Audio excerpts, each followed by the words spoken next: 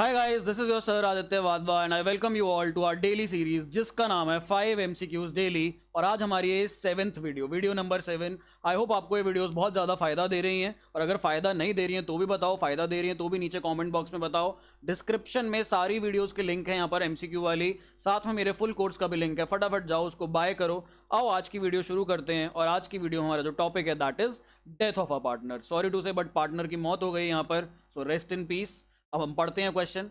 पहला क्वेश्चन कहता है the amount due to deceased partner. Deceased का मतलब बेटा यहाँ डिजीज नहीं, बीमारी नहीं होता, इसका मतलब होता है मरे हुए partner. Disease means death.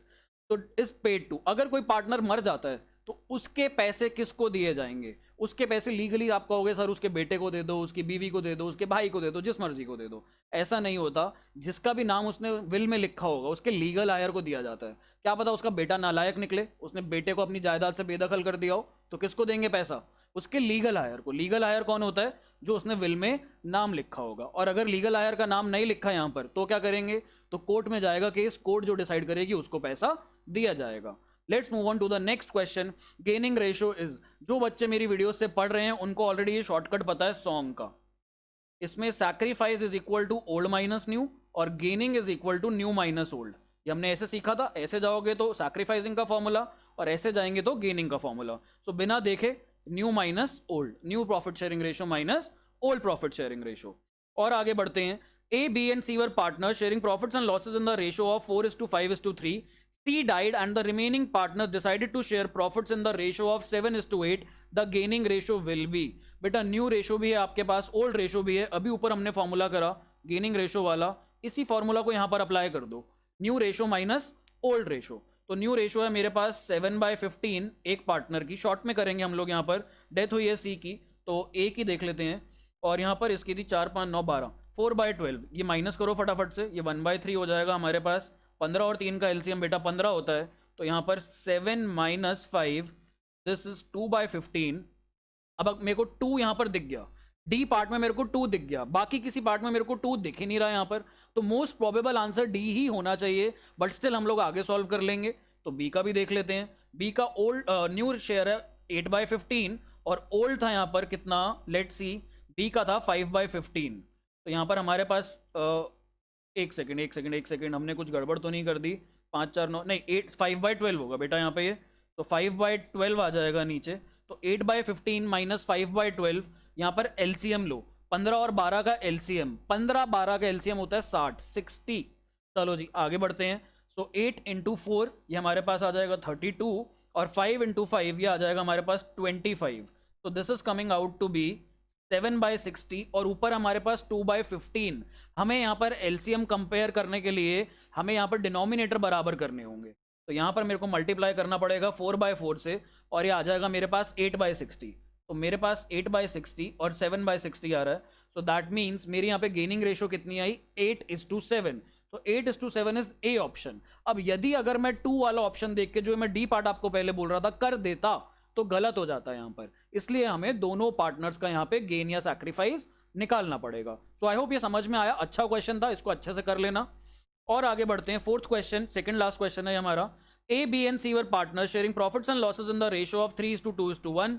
B died, B बेचारे की मृत्यु हो गई। The firm decided to value goodwill on the basis of 3 years purchase of 5 years profit. 5 साल का प्रॉफिट और 3 years का परचेज। कंफ्यूज मत कर देना, कई बच्चे 5 और 3 को इंटरचेंज कर देंगे। 5 साल का प्रॉफिट लेना और 3 years का परचेज लेना है यहाँ पर। The profits of the firm for the last 5 years before charging interest on capital were 11,000, 9,000, 11,000, 7,000 and 8,000। Capital of the firm stood at 50,000। Interest rate is यहाँ पर 8%। तो हमें यहाँ पर आईओसी देना पड़ेगा। आईओसी देने के बाद हम लोग एवरेज लेंगे। तो हमारे पास 2 ऑप्शन है, या तो हर साल के प्रॉफिट में से हम लोग आईओसी माइनस कर दें, या फिर हम टोटल एवरेज निकाल लें और एवरेज में से एक बार माइनस कर लें। तो यहाँ पे शॉर्टकट यही कहता है एवरेज प्रॉफिट निकालो, 5 साल का एवरेज लो, उसमें से आईओसी माइनस कर दो, क्योंकि आईओसी हर साल सेम रहेगा। हर साल 50,000 पे 8% निकालना है। सबसे पहले आईओसी निकालते हैं। IOC is 50,000 into 8% which is equal to 4,000 rupees. Average profit देखो 5 सालों का कितना आएगा, 11 9 20, 20 और 11 31, 31, 31 + 7 38, 38 + 8 46। तो 46,000 डिवाइडेड बाय 5, इसमें से ये 4,000 रुपये का IOC माइनस कर लेना। तो 46,000 को अगर हम 5 से डिवाइड करें, दिस इज 9200। तो यहाँ पर पेन चेंज करता हूँ, थोड़ी सी जगह भी देखते हैं आगे। तो 9200 हमारे पास एवरेज प्रॉफिट आया। इसमें से आप 4,000 का IOC माइनस करोगे और परचेज कितने ईयर का लेना है, 3 ईयर्स का परचेज लेना है। तो 5200 multiplied by 3, this will be 15,600। 15,600 रुपये फर्म की गुडविल निकल के आती है। अब क्वेश्चन क्या कहता है, क्वेश्चन यहाँ पे वैल्यू ऑफ गुडविल ही मांग रहा है और फर्म की ही मांग रहा है, और 15,600 हमारा आंसर निकल चुका है। एज सिंपल एज दैट, कुछ भी मुश्किल नहीं था। और आगे बढ़ते हैं, लास्ट क्वेश्चन आज की क्लास का। X, Y and Z were partners sharing profits and losses in the ratio of 2:2:1। Y died on 30th June. Y 3 महीने में मर गया। अकाउंट्स के क्वेश्चन की खास बात यही होती है, पार्टनर की डेथ होगी ना कभी भी, तो हमेशा वो साल महीने के आखिरी दिन मरेगा या महीने के शुरुआत में मरेगा, बीच में नहीं मरेगा। क्वेश्चन ही ऐसे फ्रेम हुआ हुआ मिलेगा आपको। तो यहाँ पे 30th जून को मरा, यानी कि जब हमारा अकाउंटिंग ईयर स्टार्ट होता है, अकाउंटिंग ईयर स्टार्ट होता है बेटा 1 अप्रैल को। सो 1 अप्रैल, उसके बाद मार्च, अप्रैल, मई, जून, 3 महीने में पार्टनर की यहाँ पर डेथ हो गई। अब 3 महीने में सिंस पार्टनर की डेथ हो गई है यहाँ पर, तो उसे प्रॉफिट भी कितने का मिलेगा साल में, उसे यहाँ पे प्रॉफिट भी सिर्फ 3 महीने का ही मिलेगा। अब कहता है पिछले साल का प्रॉफिट था 36,000, पिछले साल का 36 था। सर इस साल में डेथ हुई है ना पार्टनर की, तो इस साल का प्रॉफिट क्यों नहीं है?